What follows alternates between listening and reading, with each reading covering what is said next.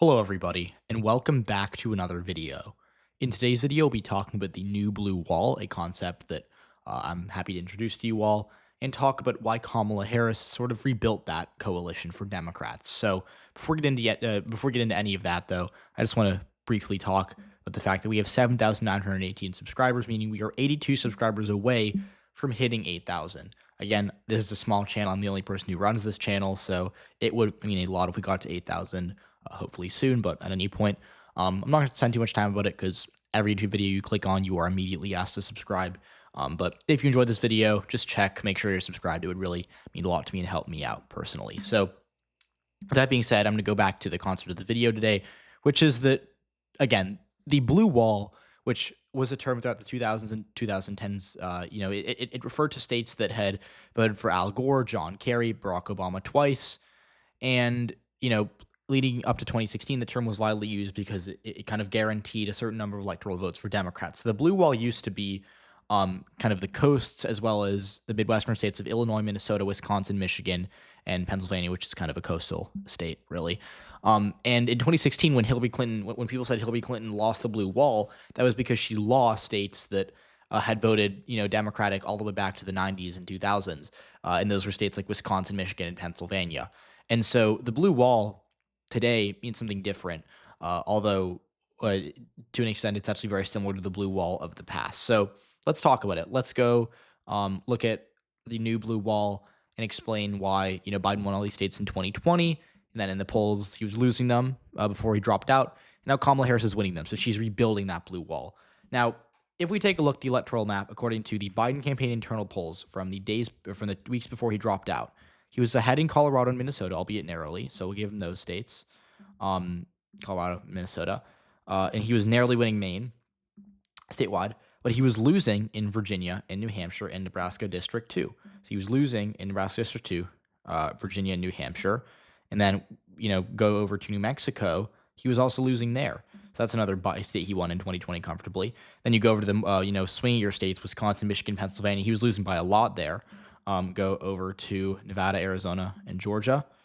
Nevada, Arizona, and Georgia, losing there. And then North Carolina, he's down by double digits. So for these internal polls, the electoral map looks something like this. It was a pretty decisive victory for Donald Trump, and it featured the blue wall kind of getting, destroyed pretty thoroughly, even more so than it was in 2016. Because in 2016, Hillary Clinton won Nevada, she won New Mexico, she won Virginia, she won New Hampshire.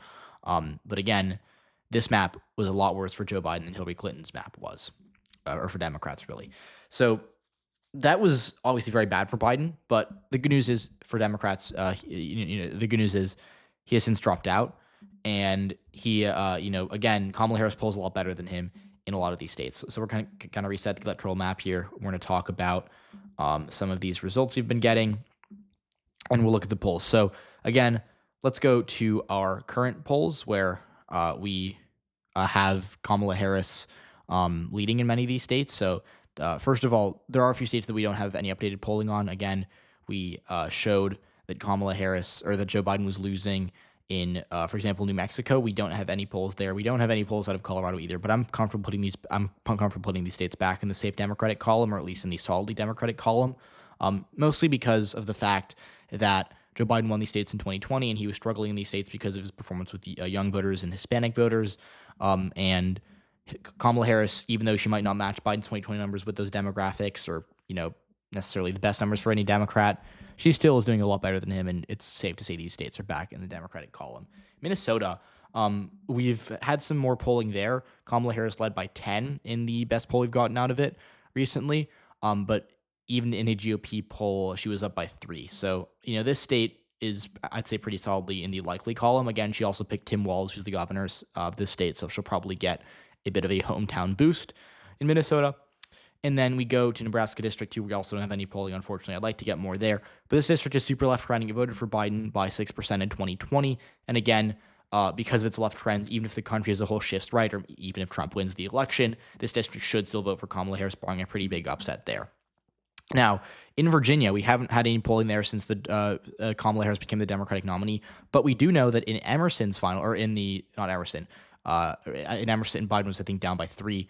But in the FAU final poll before Biden dropped out, he was down by 4. So he was losing this state But Kamala Harris, I do expect to win the state. Again, I'd like to see polling out of Virginia just to confirm this assumption. But we do know, again, that in the polls nationally, it's just better with demographics that we're hurting Biden in Virginia. And this is a bluer state broadly. So I would anticipate Democrats to improve in this state. And I would expect Kamala Harris to win Virginia pretty decisively. Now, New Hampshire, this is an interesting one. In New Hampshire, the polls have shifted towards Kamala Harris. St. Anselm College, which is one of the best polls in New Hampshire, they showed Biden down by 2 points in the days before he dropped out. Kamala Harris, they now say, is up by 6. We have other polls that kind of confirm this, showing Kamala Harris up by 3, 6, 7 points. I expect the state to go to her by, 5 or 6 points, somewhere around that margin. So I feel comfortable putting this back in the likely column. And just like that, we have kind of a new blue wall for ourselves. It's the states that I have filled in as light blue. Again, that's New Mexico, Colorado, Nebraska's 2nd district, Minnesota, Virginia, and New Hampshire, as well as Maine, which I forgot to discuss. But in the polls, it was very close. Biden was still winning it. But now we have polls that have showed Harris up by 9 points here, which is the exact margin Biden won it by in 2020. So let's look at this map again. That's kind of the floor for Kamala Harris, 226. And again, that was not the floor for Joe Biden. If you believe these internal polls from his campaign, he was losing in New Mexico, losing in Virginia, losing in New Hampshire. And he was in a very close race in Minnesota and Maine. And he wasn't even, by the way, he wasn't even close to winning, as I said at the beginning of the video, any of these big 7 swing states. Let's say he came back and had a polling error and won all of the light blue states. He would not be close to 270. And he would have been having to work hard just to get to 226. Kamala Harris, though, she's ahead in all these states. We know it for a fact because of some polls. In other states, we don't have polling, but I feel comfortable putting them in that column because of national data that indicates a trend towards her. And she can now focus on the big 7 swing states, like Nevada, like Arizona, like Michigan, like Pennsylvania, right? And these are states she needs to win the election, or at least she needs to win some of them. And we do have evidence that in these states, we've gotten more polling. Kamala Harris improves there. In Nevada, a GOP poll from yesterday came out and said she was up by 5. In Michigan, latest poll, she's leading by an average of 2 points. Same thing in Pennsylvania. Or not Pennsylvania, sorry. Same thing in Wisconsin. She's leading by 2 points. Pennsylvania's a little close, but she's up by around half a point. She's losing in North Carolina, but a GOP poll yesterday only had her down by 3. And in Georgia, we have a dead heat. She's down by about half a point right now. So in all these swing states, we do see either a close race or an advantage to Kamala Harris. And both Republican polls and nonpartisan polls alike agree that the race has shifted towards Democrats. But again, topic of today's video was the blue wall. Talking about the new blue wall that I think Kamala Harris has rebuilt. It was built by Biden in 2020. He won New Mexico, Colorado, Nebraska District 2, Minnesota, Virginia, New Hampshire, and Maine, all by upwards of 5 points. In some cases, like in Colorado, he won by as much as 13. But in the polls, he was either losing or was very close to losing. Now, though, we know Kamala Harris is winning in these states. She's rebuilt the new blue wall that I think is going to be talked about for years to come, whether or not she wins or loses the election. So let me know what you think. Let me know who you expect to win these kind of blue wall adjacent states. As always, feel free to comment video suggestions. I got a few in my last video. I'm working on those videos, so thank you to those who commented, and I'll see you all next time.